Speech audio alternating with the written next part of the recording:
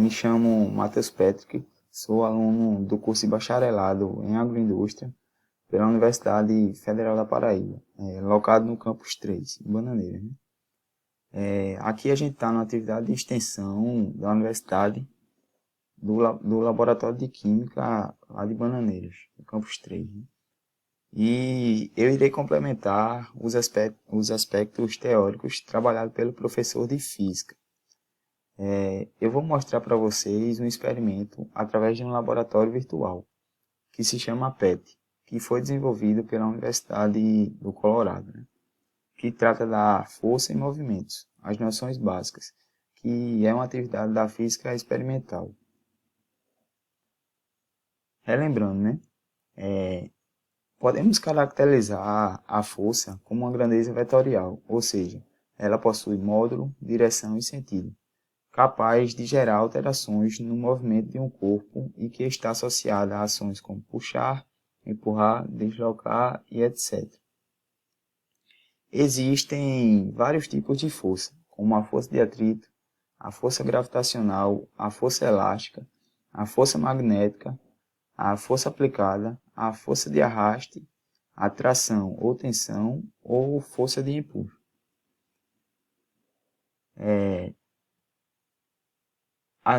Se eu tenho um bloco sobre uma caixa, eu tenho algumas forças, como vocês podem ver,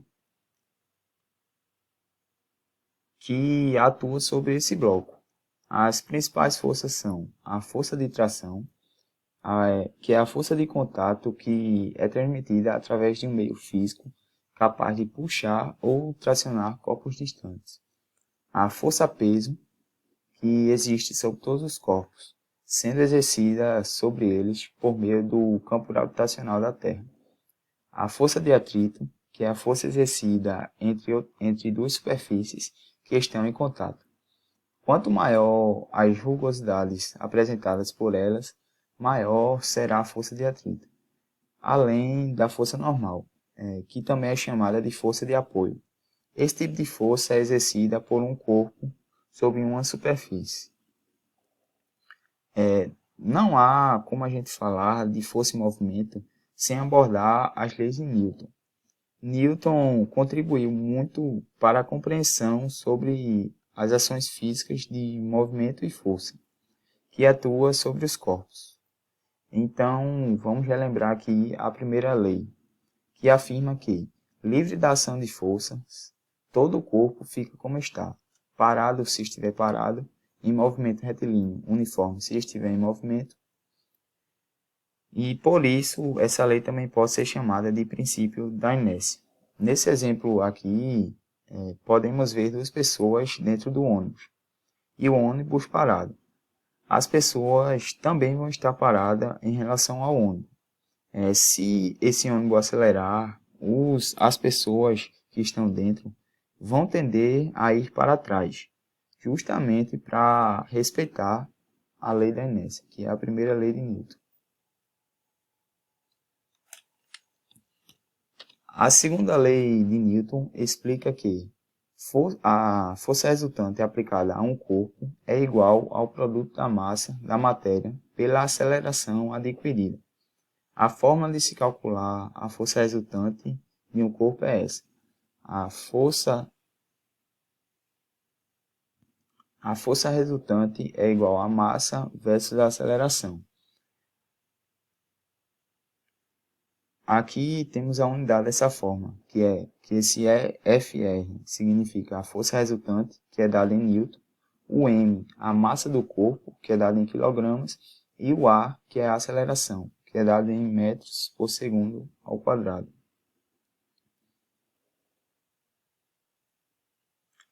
A terceira lei, conhecida como lei da ação e reação, afirma que, para toda força de ação que é aplicada a um corpo, surge uma força de reação em um corpo diferente. Essa força de reação tem a mesma intensidade da força de ação e atua na mesma direção, mas com o sentido oposto.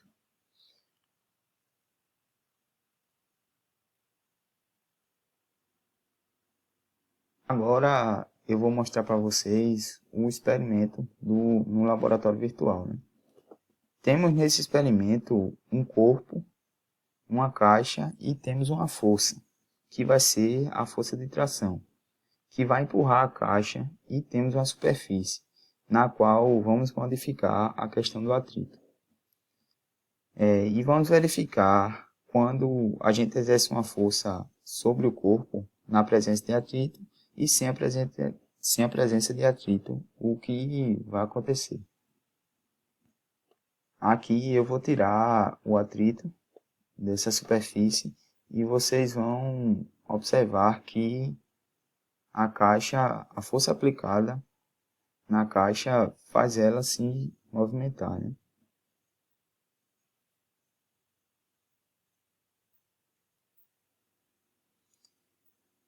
A caixa aqui vocês percebem que tem uma massa de 50 kg e esse boneco está empurrando ela, e como a superfície não tem atrito,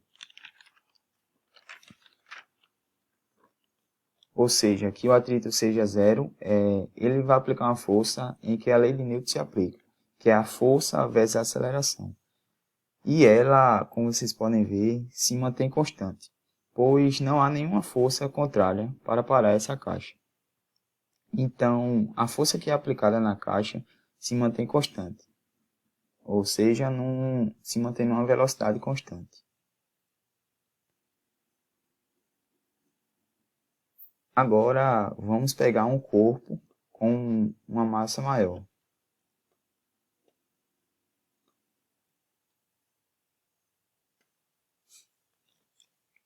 E também a superfície sem atrito.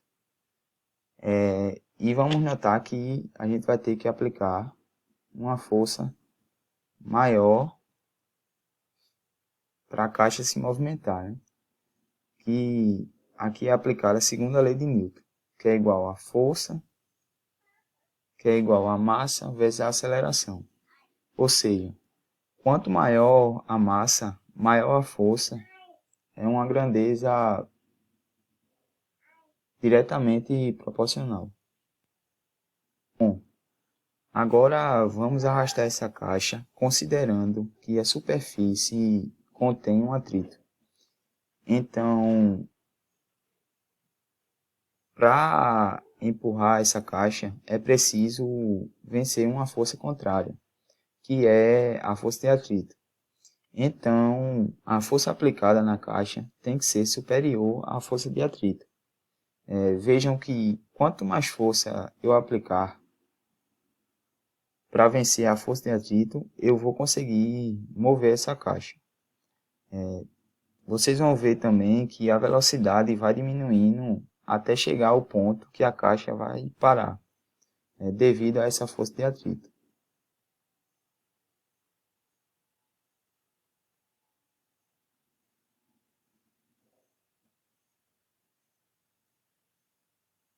Diferente do experimento anterior, a força de atrito não mantém a velocidade que foi aplicada constante. Vimos no experimento que a força que foi aplicada deve ser superior à força de atrito. E vamos mostrar isso de forma matemática. Quanto de força deve ser aplicada naquela caixa?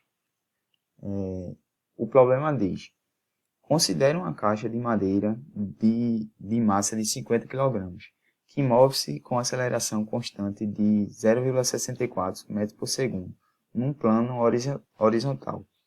Se o coeficiente de atrito entre o bloco e o plano vale 0,188 e a aceleração da gravidade 10 metros por segundo ao quadrado, então qual o módulo da força? Em newtons. Primeiro, para a gente resolver isso aqui, vamos separar os dados que foram dados nesse problema.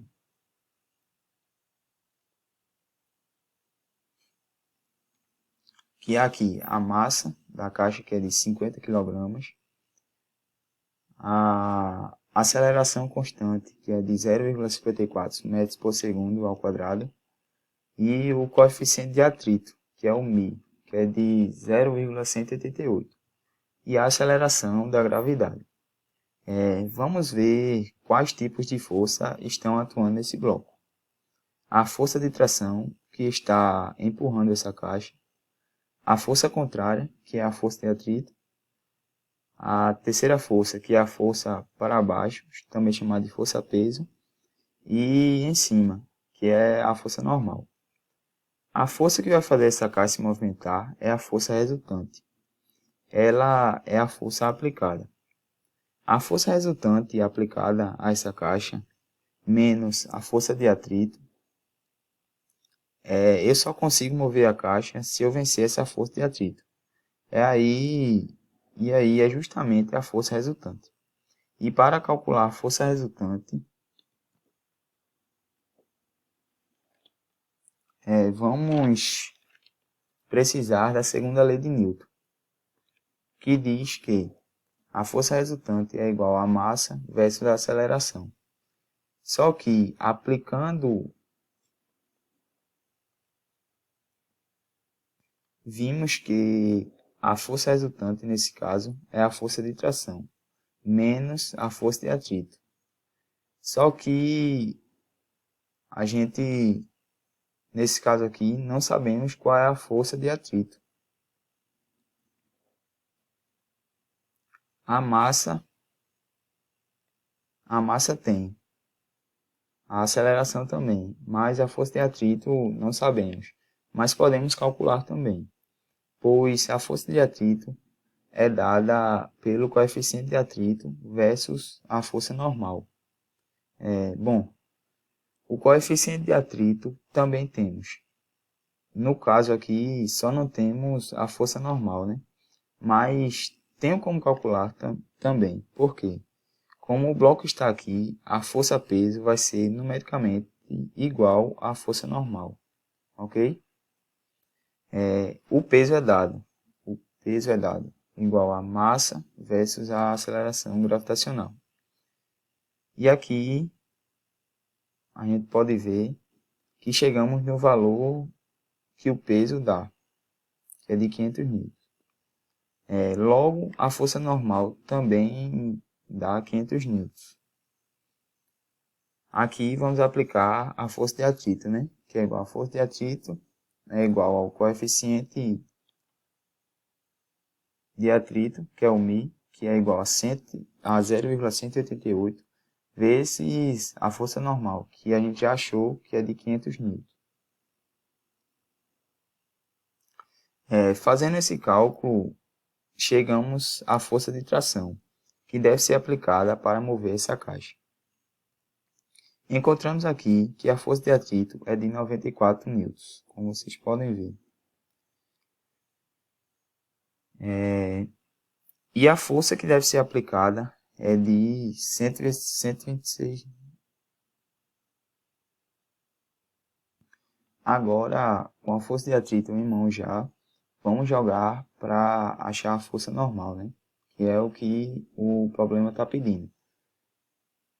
Aqui, no qual diz que a forma é a força normal menos a força de atrito, que é igual a massa versus a aceleração. Substituindo aqui os valores, temos que a força normal é de 126 newtons. Bom, agora vamos ver se esses valores coincidem com os valores do experimento. Bom, então vamos ver que a força que a gente calculou, vimos que o atrito era de quanto? De 94 newtons, aqui como vocês podem ver. E que a força aplicada tinha que ser de 126 newtons para fazer que a caixa se movimentasse. E vocês podem ver que a caixa está se movimentando com aceleração de 0,64. Então, a força resultante aqui é de quantos newtons? De 32. Porque 126 aplicados de tração menos a força de atrito, que é de 94 newtons, dará 32 newtons. Aqui a gente encerra essa apresentação. Espero que vocês tenham entendido o que a gente quis repassar para vocês. E eu vou deixar o link desse experimento com o professor e também um link do